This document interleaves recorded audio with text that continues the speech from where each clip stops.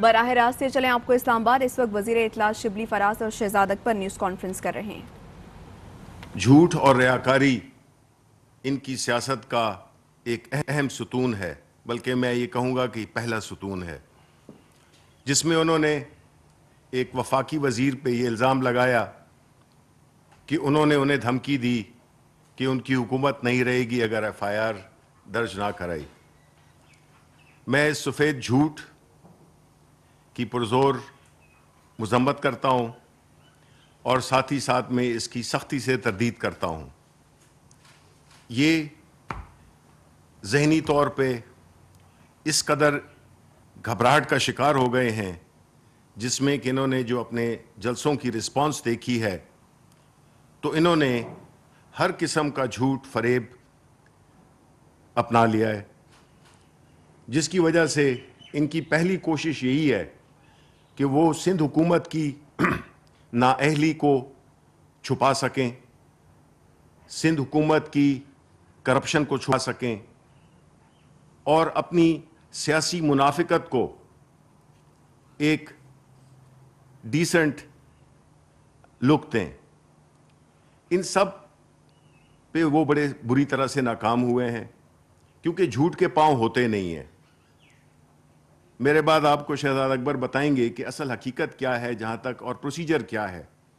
ہم تو یہ جانتے ہیں کہ اپنے قائد اعظم کے مزار پہ جو ہلڑ بازی، جو ایک غیر قانونی چیز ہوئی، واقعہ ہوا، جو کہ صفدر عوان اور مریم عوان نے رچایا تھا، جس سے کہ پاکستان کی حقیقت کے خالق قائد اعظم کے مزار پہ ایک بڑی بدتمیزی، ایک طوفان بدتمیزی برپا کیا گیا، جو کہ قوانین کے بھی خلاف تھا اور اخلاقیات کے بھی خلاف تھا۔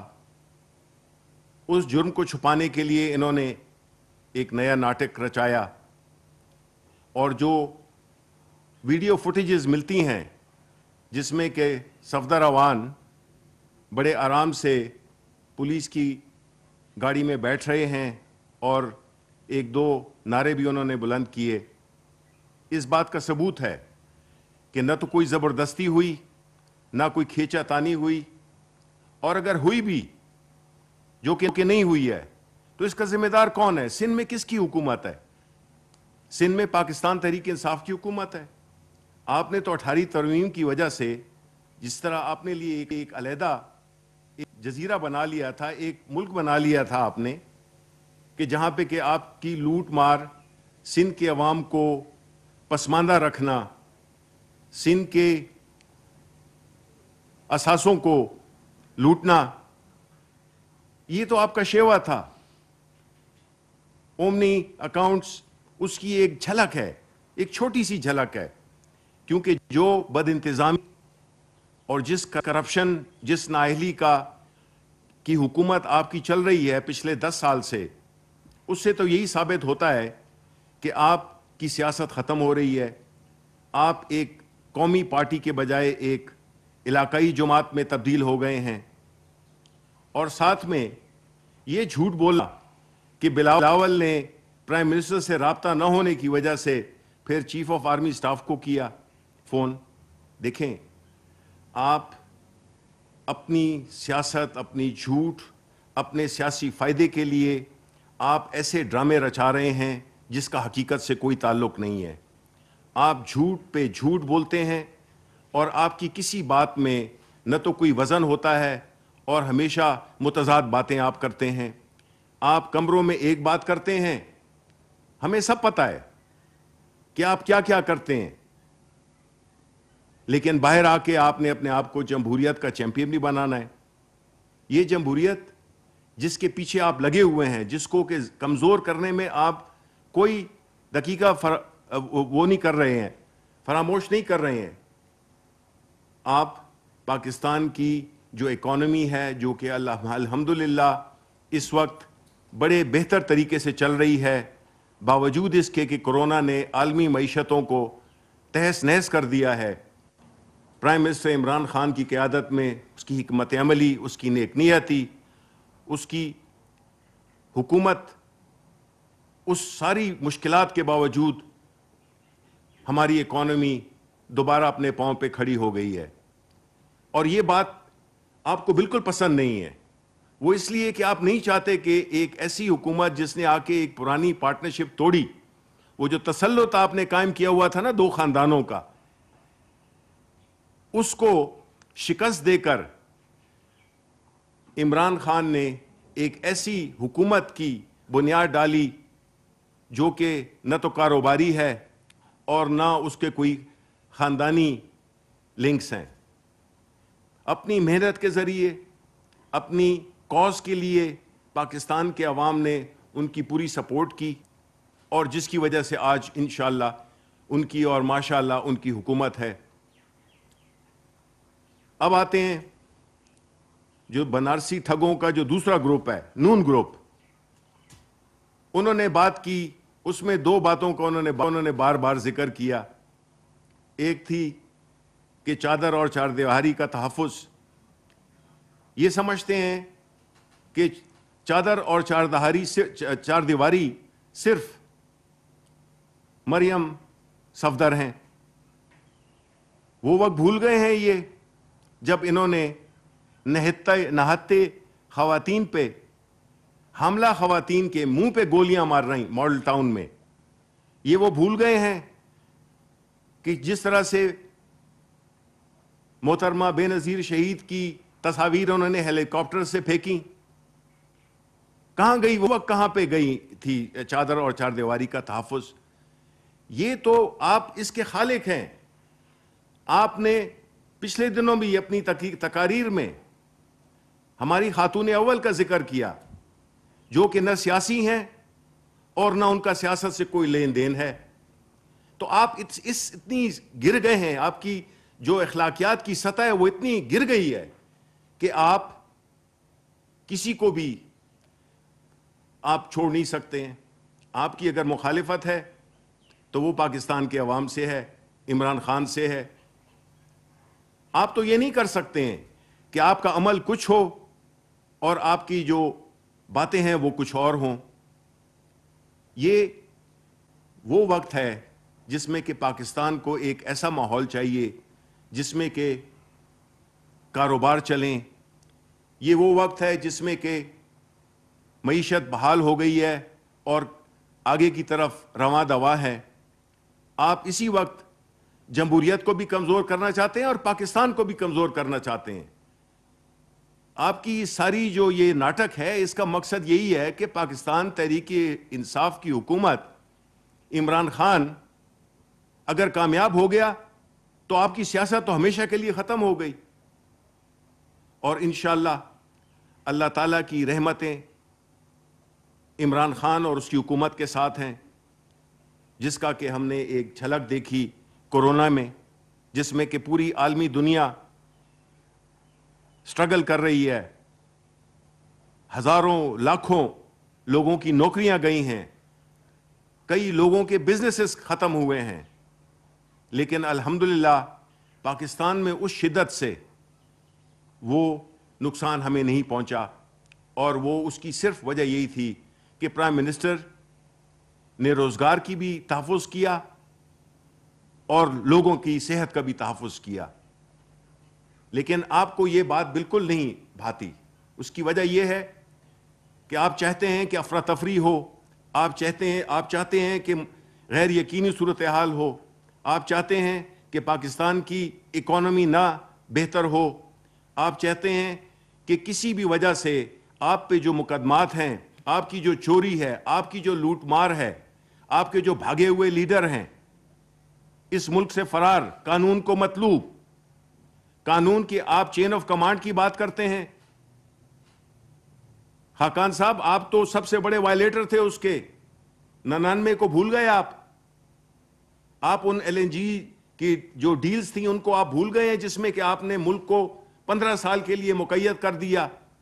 یہ جو آج گیس کی پرائسز ہیں, یہ جو بجلی کی پرائسز ہیں, یہ کس وجہ سے اوپر جا رہی ہیں؟ یہ آپ ہی کی وجہ سے اوپر جا رہی ہیں. محترم, آپ جس طرح کے باتیں کر رہے ہیں اس سے تو یہ ظاہر ہوتا ہے کہ آپ چاہتے ہیں کہ پاکستان خدا نہ خواستہ اس کی جو اکانومی ہے وہ بالکل ایک غیر یقینی کی صورتحال سے دوچار ہو، اور آپ صرف اپنے سیاسی مقاصد کے لیے آپ اس طرح کا ناٹک رچا رہے ہیں. کچھ خدا کا خوف کریں. آپ نے اللہ کو جان دینی ہے، ہم سب نے دینی ہے. آپ ایسی چیزیں کیوں کیے؟ آپ نے ایسی سٹیپس کیوں لیے جس سے کہ یہ ملک پیچھے چلا گیا؟ لیکن عوام آپ کو اس بات کی بالکل اجازت نہیں دے گی کہ آپ جو یہ سیاسی ناٹک کھیل رہے ہیں، یہ جو آپ نے بنارسی ٹھگوں کا ایک ٹولہ اکٹھا کیا ہوا ہے، اس سے آپ قوم کو گمراہ کر دیں گے.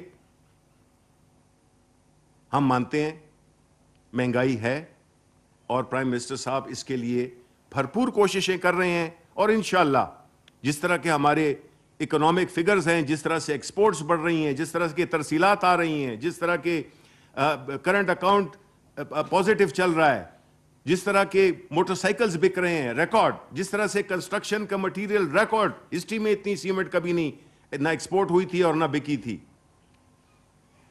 ہاؤسنگ سیکٹر چل پڑا ہے. یہ سارے اکانومی کے ایسے نقطے ہیں جس میں کہ ہم نے ایک بڑی مثبت تبدیلی دیکھی ہے.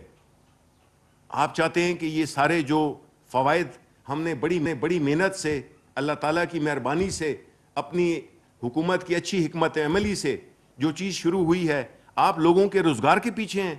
آپ چاہتے ہیں کہ یہ افراتفری ہو اور لوگوں کو اپنا روزگار نہ ملے، ملک کی اکانومی پھر اسی نہج پہ چلی جائے جس طرح کہ آپ اس کو ایک مصنوعی طریقے سے آپ نے چیزوں کو قالین کے نیچے دبا کے رکھا ہوا تھا.